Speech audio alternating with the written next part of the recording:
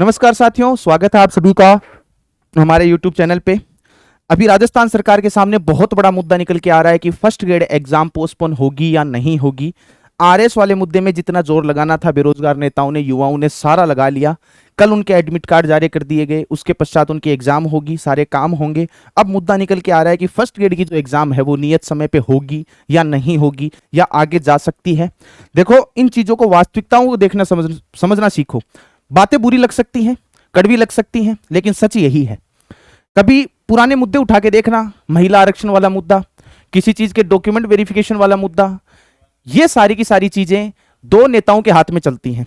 दोनों नेताओं को आप भली भांति जानते हो, जिन्हें बेरोजगार नेताओं के बीच रूप में जाना जाता है। उन्हें एक तो यूनियन है और एक बेरोजगार महासंघ के अध्यक्ष हैं।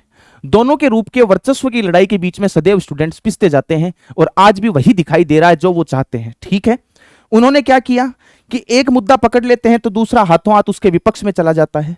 कहने को तो ये दोनों बेरोजगार युवाओं के नेता हैं, लेकिन एक्चुअल रियलिटी यही है कि दोनों अपना हित साधने पे तुले हुए हैं। जिस परिस्थिति में अपना हित साधा जा सकता है वही काम करने को तैयार हैं। बातें बुरी हैं, कड़वी हैं, लेकिन सच है। अब फर्स्ट ग्रेड की एग्जाम तिथि बहुत नजदीक आ चुकी है। युवाओं को पुरजोर विरोध करना होगा। जो भी साथी धरातल पे लड़ाई लड़ रहे हैं उनके साथ लड़ना होगा।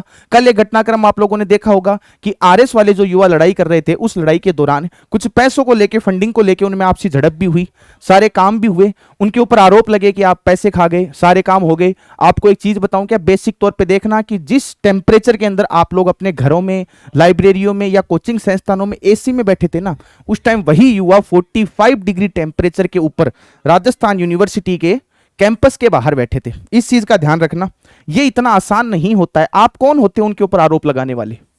45 डिग्री, आपका कोई अधिकार नहीं बनता है कि आप लोग उनके ऊपर आरोप लगाओ। जब आंदोलन शुरू होते हैं, जब आंदोलन खत्म होते हैं, पैसे भी लगते हैं, समय भी लगता है, सारी चीजें लगती हैं। और दूसरी चीज, भले ही बेरोजगार नेता कितना ही जोर लगा लें, ये चीजें अब हो पाना मुश्किल है, क्योंकि हमारी किस्मत इतनी बुरी तरीके से खराब है कि हमारा प्रशासन दिल्ली प्रशासन के द्वारा चलाया जा रहा है। युवाओं की कोई नहीं सुनता है।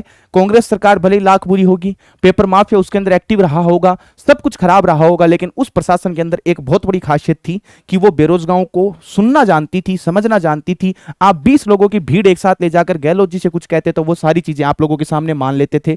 लेकिन वर्तमान परिप्रेक्ष्य में किस प्रकार की कहानियां देखने को मिल रही हैं कि आप कुछ भी कर लो, कितनी हठधर्मिता अपना लो, लेकिन सरकार झुकने को तैयार नहीं है किसी भी परिस्थिति में। दो नेताओं की, दोनों की खासियत बताता हूं किस प्रकार की है। एक प्रथम नेता है, उनकी खासियत इस प्रकार की है कि विभागीय जो कार्यकाल होते हैं, उस कार्यकाल के दौरान जितने भी काम होते हैं उनकी न्यूज ट्विटर के माध्यम से आपको दे दी जाती है।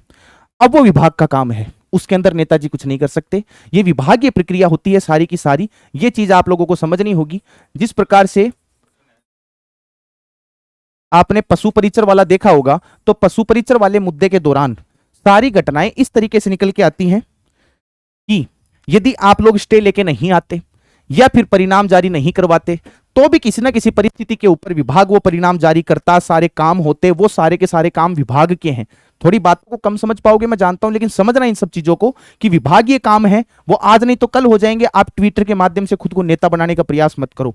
थोड़ा मनोज मीणा के लिए मेरे हृदय में एक अलग जगह बन रही है धीरे धीरे, क्योंकि वो युवा सड़कों पे लड़ने वाला है। उस टेम्परेचर के अंदर जब मैंने उसको देखा, मानता हूं कम ही आते हैं वो भी समय के अनुसार, इतना ही समय दे पाते हैं, लेकिन मेरे लिए 10 मिनट भी बाहर निकलना मुश्किल हो रहा था।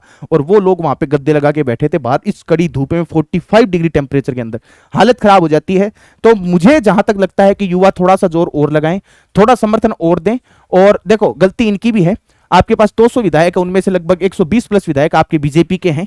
10-10 आदमी जाके अपने जो बीजेपी वाले विधायक हैं, जहां जहां विधायक उपस्थित है, उनका गला पकड़ा जाके आपका ट्रीटमेंट अपने आप हो जाएगा।